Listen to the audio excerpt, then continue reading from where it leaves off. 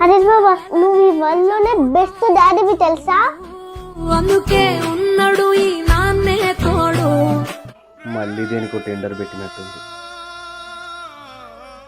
అవునా అన్న, అయినా కూడా నేను నీకేం ఇప్పివ్వను, ఓకేనా?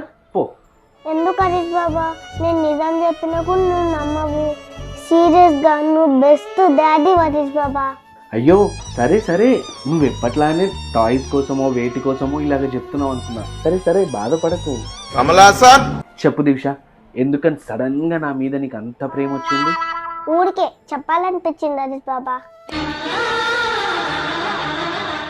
ఇంకోటి హరీష్ బాబా, నువ్వు మార్నింగ్ మమ్మీ పర్సుల నుంచి పైసలు తీసినావు కదా, అది కూడా నాకు తెలుసు, కానీ నేను మమ్మీకి చెప్పలేరు.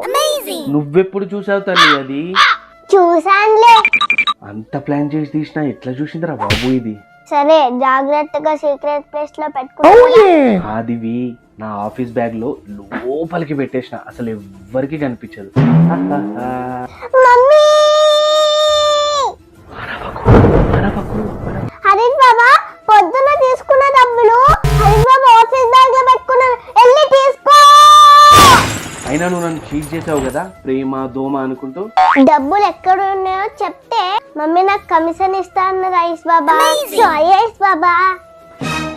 ఎంత పని చేసావు దీక్ష, నేను నిన్ను నమ్మితే ప్రేమ దోమ అనుకుంటూ అన్ని అబద్ధాలు చెప్పి. Cheater, you are a cheater. అమ్మయ్య, టాస్క్ కంప్లీటెడ్.